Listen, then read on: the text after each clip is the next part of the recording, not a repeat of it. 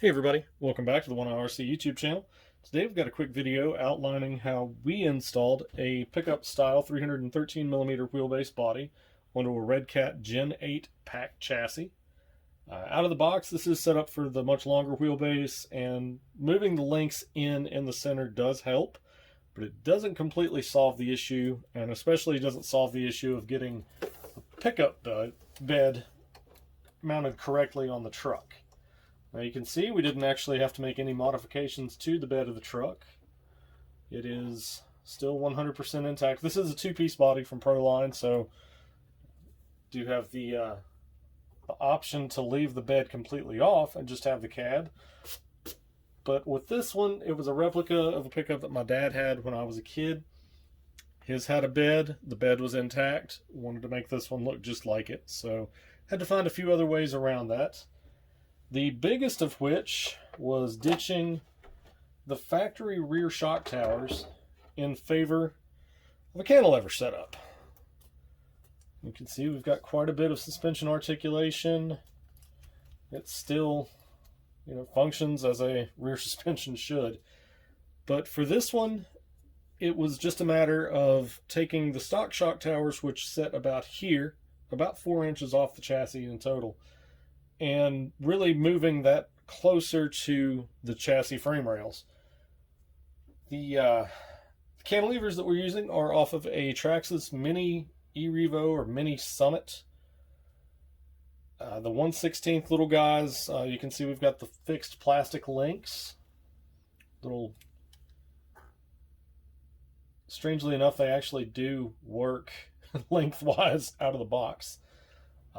It makes for a nice compact setup, and it allows the Gen 8 shock to mount back where the bumper goes, and pretty much lines everything up where it needs to be. You can see it just kind of moves along in its range of motion there, and that is about as far forward as you can go with this chassis for the cantilever before the frame starts to move. You can kind of see here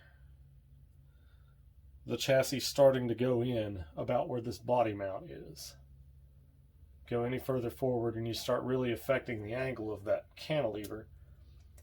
On the bottom you can see the adjustable wheelbase options that you have on the skid. The links do mount up in a couple of different locations here, so you can adjust it, which comes in handy because not everybody wants to run that International Scout body that comes on the RTRs.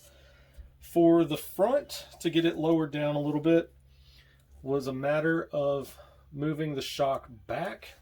Get this a little better in frame for you here. Was to move the shock, good Lord. There we go. Move the shock back a little bit on the shock tower. You can see it's in the bottommost hole all the way back.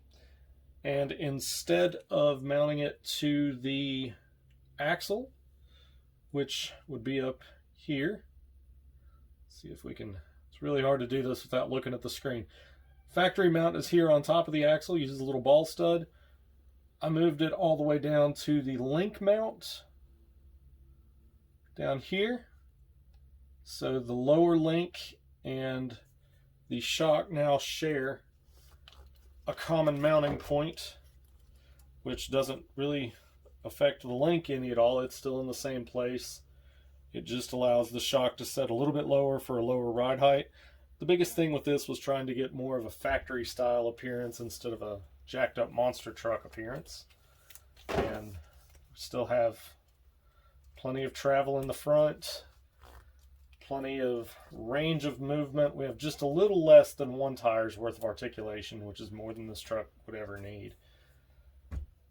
But that is the major changes that need to be made to fit a pickup style body to a Gen 8 pack.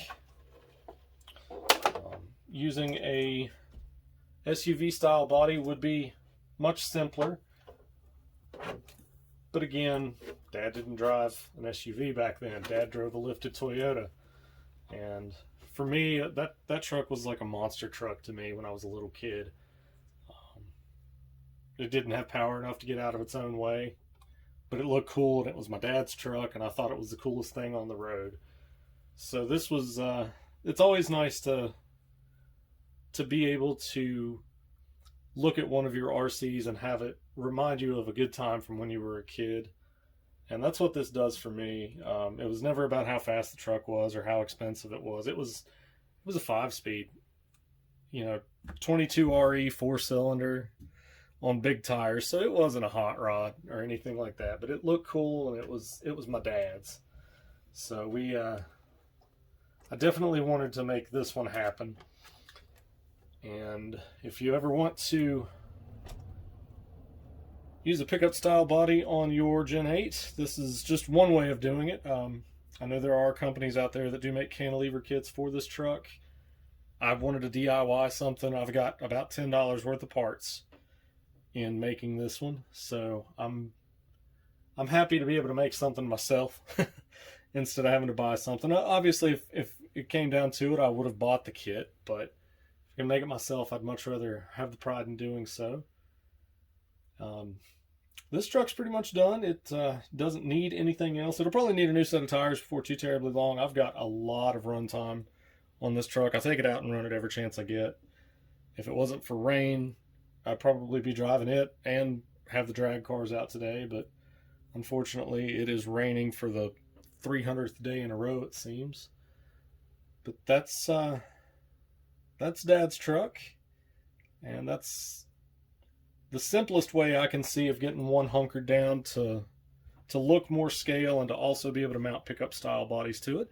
If you have any suggestions on how you mounted a pickup style body to your Gen 8, be it a pack, a Gen 1, a Gen 2, an axe, any of the Gen 8 models, please post it down below. I'd love to hear about it. If you're not subscribed, please do so. We sure would love to have you. It's completely free to do so. We won't send you a bill. If you wouldn't mind also, just click that little bell next to the subscribe button. You'll be notified of everything we've got coming up as soon as it comes out. Once again, we thank you for tuning in. Have a great day.